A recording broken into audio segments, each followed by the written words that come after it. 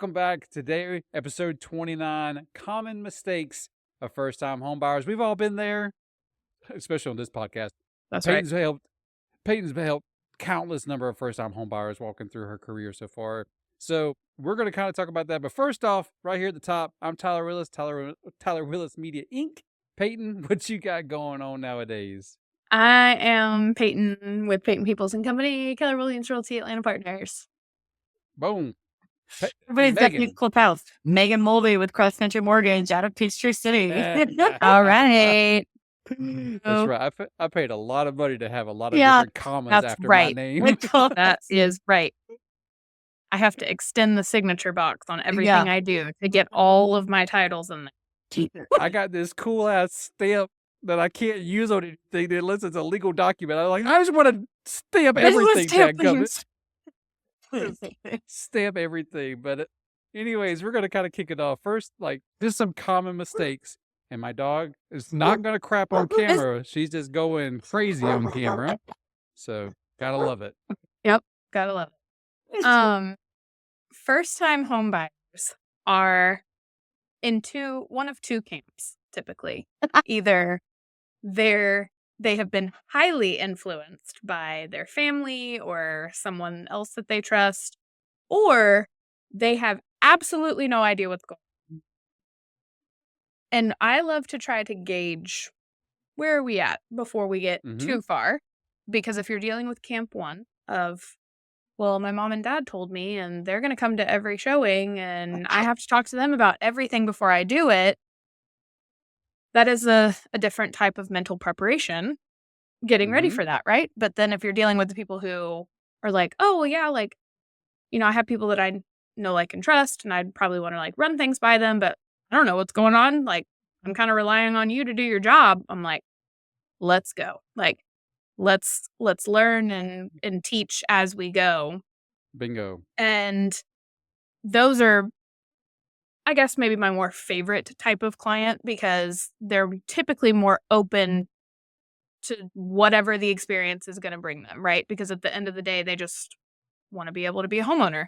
And they're not going to be the whole like, well, I don't want to hire I didn't budget to pay for a home inspector. I was just going to have my dad come look at it. A hard pass. Absolutely not. Unless your dad owns an inspection company. Yeah. Up here, there are lots of home inspection companies, so you just never know. It's true. That is true. But would you say, though, that the number one, the biggest mistake that your first-time home buyers are doing before they ever start looking at houses, their biggest mistake is not actually applying for a mortgage to see a pre-qualification? Like, I would say that that's probably their first big mistake. Yes. Looking for a home before they apply for a mortgage or even speak to a loan officer, getting their heart set on something that they likely cannot afford in any world, let alone this one. Yes. That's always hard. And what's hard now, too, is I feel like a lot of the recent first-time home buyers that I've worked with, they're pretty realistic people. Like, they're not like, oh, look at this $600,000 house that I think we can buy. They're looking at like $250,000, $300,000 homes. But what they don't understand, because they haven't talked to a loan officer yet, is that mortgage payment is 3 times the amount of what they take home every month. And that's possible. And so, maybe at some point somebody told them, oh, well, when I bought my first house, it was, I spent $250,000. So that makes sense to them, but they don't understand how that translates into today's world. And then that's a whole other kind of heartbreak of like walking them through that and explaining to them how that works and why that's not an option for them. And then resetting the boundaries of what actually is within our search criteria. It's painful. That's sad because a lot of people think I was being realistic. Like I thought I told you, we didn't need a basement. We didn't need a pool. We just wanted all, 4 walls. Like, and I'm like, yeah, but your 4 walls have to be in the country. Not down. Not near the Target. South America. Yeah. But like Megan, like what does it look like whenever like Payton sends over a first time home buyer? Like what are you kind of walking them through? Like in terms of like applying for it? Is it like it's not scary, it's just paperwork. Like it's daunting, but it's not scary. And that's what I told them. I'm like, our part pretty much the easiest. Like mine is either we can get you qualified or we give you a plan, 2 and 6, 12 months, get you qualified and get you there. So, I mean, to me, I just walk them through about that's the easy part. Like finding the home is the challenge because you have countless options. Obviously, I walk them through the process, what it looks like and everything. And same thing, they either know what or have an idea of what's going on because they've gotten guidance from parents or somebody in their family or friend has just gone through the same situation where they bought their first house, or they have no idea. So usually my first question with them is like, what monthly payment are you comfortable with? And if I can understand that, then, we can kind of work backwards. Yeah. Because obviously, I mean, we can max people out, but I don't like doing that because I want them to be comfortable. Exactly. Like we saw yesterday, we don't know what tomorrow can bring with rate or whatnot. I was telling like, if I knew the future, if I could predict the future, I'd be retired in Bali, like That's on myself with a little umbrella. Like not talking to you right now. Yeah, not on a podcast. I'd be on a chair in a beach. That's right. But right. Yeah, I mean, it's about taking the time because, and all these people are typically super excited. So you don't want to diminish that at all. Yeah. You don't want to kill it. No. But the first question, like I said, is typically like, what payment, like if you're renting, what payment do you make now? What payment are you going to be comfortable with? What can you go up to and still be comfortable with? And then we talk about the application part and what it looks like and the loan process and all that. So it's a scary thing because it's typically the biggest purchase somebody's going to make in their lives, or if not one of them. So it can be really daunting. Yeah. I remember when we sold our first house, and we'd lived there for a handful of years, enough to make some equity, right? Yeah. And after we paid commissions and all that stuff, I remember we walked away with $24,000. And I thought I was the shit. I was like, I have never in my life. Now, mind you, we were young when we bought our first house. So we were young when we sold our first house. But, as a young 20-something holding a $24,000 check, I was like, is this going to like set itself on fire? Like, what's going to happen? Like, I was so excited to go to the bank and be like, no, we turned around and rolled that straight into our loan for our next house. But it's those types of things are the moments that I have to bring myself back to, of like how I felt in those moments are the things that I need to remember. And I don't ever want to let myself forget, because those are the moments that a lot of my clients are experiencing for the first time. So, maybe they're getting a substantial gift from someone, or, their parents or somebody, an inheritance of some kind. They're going to assist them in some way of allowing them to purchase this. And that's life-changing, right? And it can become so complacent because we're in this all the time to, forget how exciting it is, and to get bogged down in like the details of everything and like making sure that nothing's forgotten, and we don't, I explain everything a million times and I want to make sure you understand what you're doing. And I don't ever want my clients to feel like, oh, well, you didn't tell me that. I want to over communicate, but not letting it be lost that this is an exciting time. Like this should be fun. Like, yes, you're probably going to cry a couple times, or you're probably going to feel super overwhelmed, especially like, if you have people who aren't type A, they first see that mortgage application, they're probably going to be like, absolutely not. I'm literally going to go find anything else to do other than fill this out.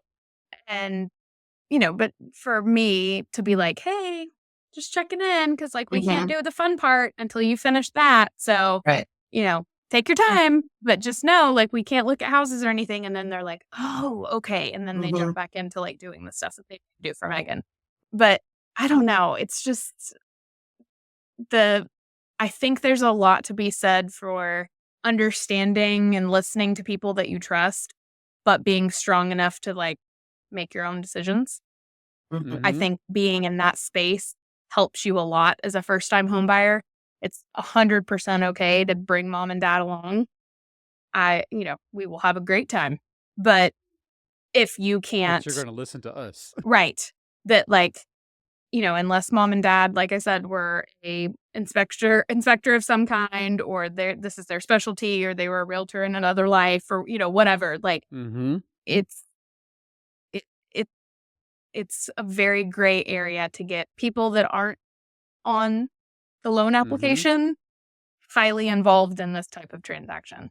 So I try to be very patient and be like, let's bring them, let's go. But I also try to be like, Dad, I love that. I love that you're climbing in the attic right now, but Not needed. our appointment's over. We gotta go. Gotta get out. Gotta get out. Yeah. Okay.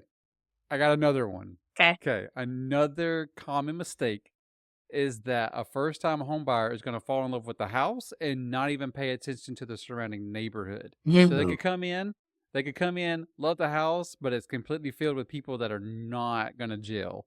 Yeah. And so, or even let's say like they're not paying attention to 2 streets over, and they're not noticing that there's a gigantic X that's going to influence, the resale value of their home later on.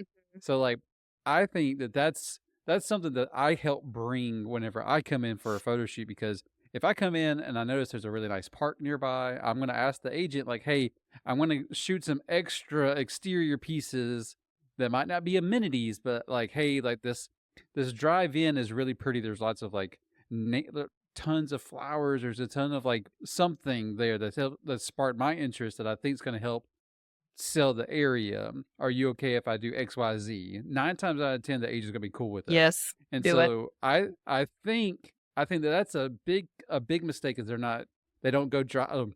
So whenever I bought my house, I drove through the neighborhood probably about 50 times during that due diligence. I went during the daytime. I went at nighttime. I went on the weekends. Like all during the due diligence where we could be like, hey, we're out. But like I never once was like, hey, I don't like the area. Right. So like what process does that look like with you going in to look at homes? Do you also help point out the neighborhood, like the flaws in the area? Like what do you do in that turn, like with first time home buyers, so you don't like kill that joy? Yeah. So as a realtor, we cannot steer you in any direction. There you go. So I try to make this very clear to my clients up front that it is their responsibility to do the research for school districts and crime rates and neighborhood statistics and all those things, because I, as their agent, cannot provide that to them. I also cannot provide like my personal on any of those things either. So a lot of what I end up doing is talking about the very, very much general area. So, here's where the nearest grocery store is. Here's where the nearest hospital is, like hitting the high points of, well, if we were here, these are the schools that you're districted for. This is the drive time, stuff that you can easily understand. But when it comes to any type of emotional anything or anything that could be even slightly considered discriminatory, nope. Can't talk about it. So that is when it is very great to have somebody who's a third party like Tyler, or have mom and dad along, or somebody who can share their opinions, especially if they are from the area and very familiar with where you're looking. But that's probably one of the biggest misconceptions, is that people think that their real estate agent should be giving them all of that information. And my agent should have told me that there was a shooting down the street and that there was this or that, or somebody got carjacked, or nope. Can't tell you any of that. So, and especially in Georgia, and Georgia's different. Georgia's very different than other states, but we're a buyer beware state. So it is 100% on the buyer to do all of the due diligence and all the research up front. You can't come back on your agent for anything. It's 100% on you. So, and I know people feel all kinds of way about that, but it just is how it is. So, if I have clients that come to me and say, oh, well, schools are really important to me and we have to have, the best schools ever, then my advice to them is going to be, okay, then for the next 2 days, I need you to spend all your time on Google doing nothing but researching schools in the area. And then you tell me what you're most comfortable with, and we will set the search parameters around that. But what I'm not going to do is tell you, oh, well, this school is the best one because it has the best teachers and the best test scores and the best this, that, and the other, like, versus this Nope. school down the street. Can't do that. Because that's like ultimately that's subjective.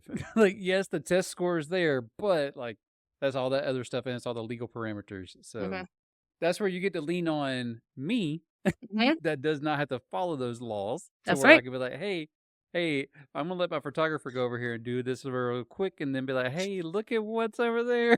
Yeah. So, but I got another one. So Okay.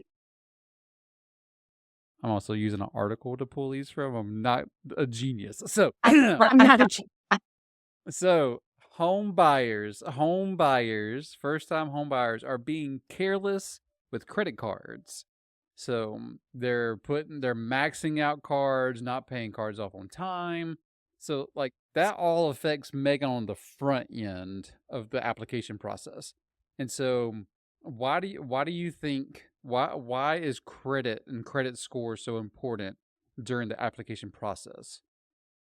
So whenever somebody applies with me, the first email I send is a do this, do not do this. Basically black and white, like, and I tell them, I mean, even on the front end, you're only supposed to keep 30% of the balance on your credit card at all times, like max, which find me a person that does that right now in this country. Most of us don't follow the rule. But I mean, credit cards are hard because like everything affects credit anymore, and it always has. And people don't even realize, that a higher balance can make your credit worse. But from the second you apply, that's the credit score we go off of. The last 90 days. And then we have to re-pull it again, whether you found the house or not, unless you decide, it's not for me right now, whatever. So you start making late credit payments during the process, or if you I haven't had this happen for a while or for years, decide to open a new Kohl's card because you get the 10% off or whatever the crap they're promising. So you save the $2. That's going to affect the whole loan process because then we have to go reevaluate everything and see if it'll still even work. And then it just adds more paperwork and more time and everything to what is already going on. So, I mean, that's a whole conversation. I don't even know. I'm like spinning circles over here. There's just a lot. But I mean, I always tell people too, like, that's great that, you can go to Ashley for 90% of our crap came from Ashley whenever we bought one of our last houses.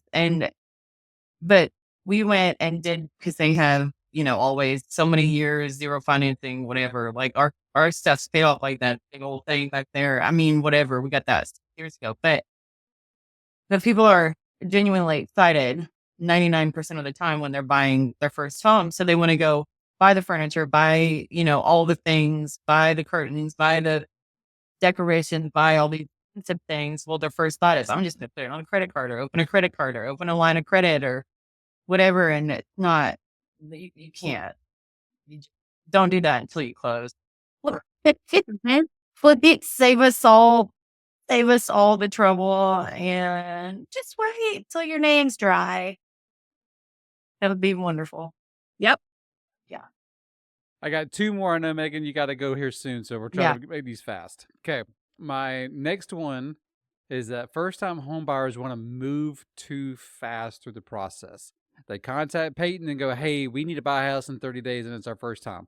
And she's like, guess what? You don't have X, Y, Z. So, like, realistically, if you're looking to purchase that first home, like, you need to have the conversation. You need to have an honest conversation with the agent. Yes, you can bring your parents and have that conversation with them too. But you ultimately need to have that conversation with your agent to go, hey, this is our time frame. and we need to either. I'm so nervous that she's in camera right now. I don't know what's about to Oh happen. God. Yeah. So,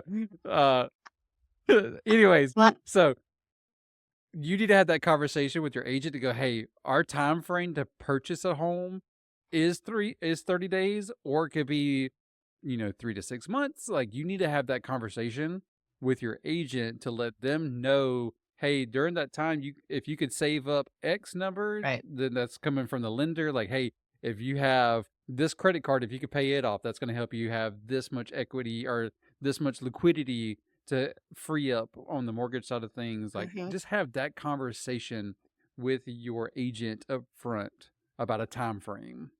And last but not least, buying more house than you can afford. And so that is a huge mistake, because like what Payton was talking about at the top of the show, if you're looking at a house, like, they're beautiful, it's $500,000, you think you can afford it, but if you haven't had that conversation, there's an issue. You got to make sure Yeah. that you're Well, and you not have trying to to take buy into more. consideration, like, your mortgage payment is only one of your expenses, Mhm. right? So if you're buying Yes. this huge house and there's only 2 of you living in it, but you have a basement and, all this stuff, and then you also have an acre lot that you have to Yeah. take care of, then you have all of these utilities. I mean, your electric bill could be Mhm. $300 a month. Like, it's just, those are the things that take that people aren't. one. Yeah. Right. Yeah. Okay. So maybe that was like a new construction option. It was mine. Right. $900 last month. Right. See, so like, it's like, Mhm.